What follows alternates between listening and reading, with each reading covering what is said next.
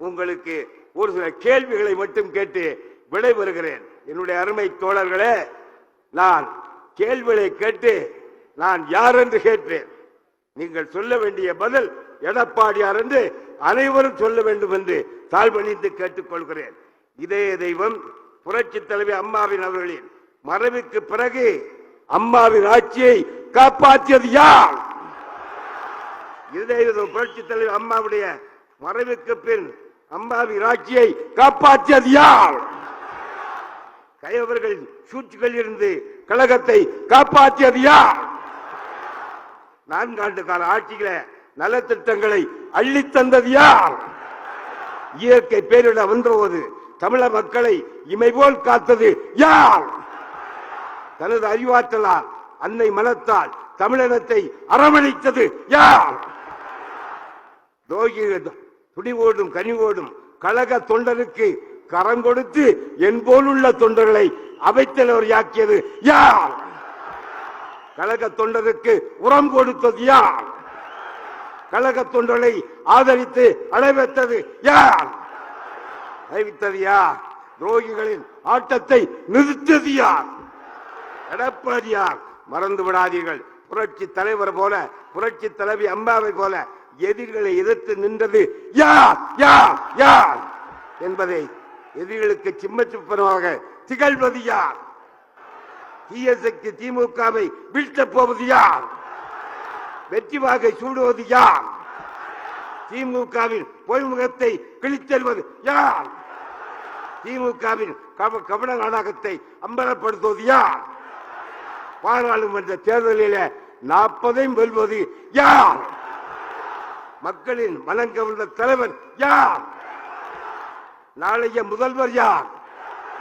நாளைய முதல்வர் யார்? தமிழ்நாட்டை மீண்டு ஆளப்போவது யார்?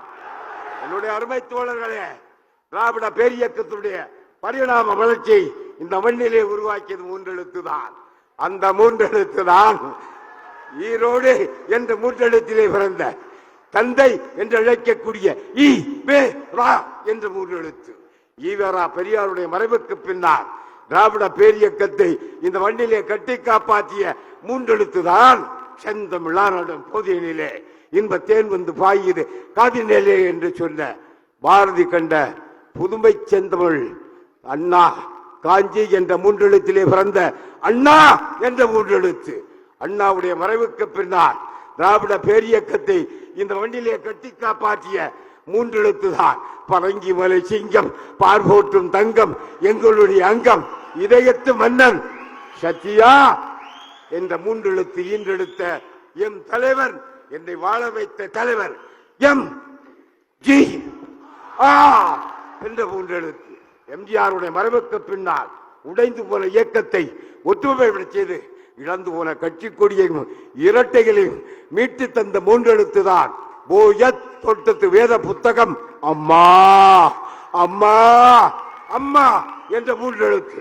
அம்மாவுடைய மறைவுக்கு பின்னால் மெரினா என்ற கடற்கரையை கண்ணீர் சிந்தி கொண்டிருந்த பொழுது இந்த இயக்கத்தை காப்பாற்ற யாரும் இல்லையா யாரும் இல்லையா என்று ஏங்கி துடித்த போது நான் இருக்கிறேன் என்று மார்த்தட்டி வந்த 3 எழுத்துதான் சேலம் என்ற 3 எழுத்திலே வந்த இ பி எஸ் என்ற 3 அந்த இ பி எஸ் என்ற 3 எழுத்து.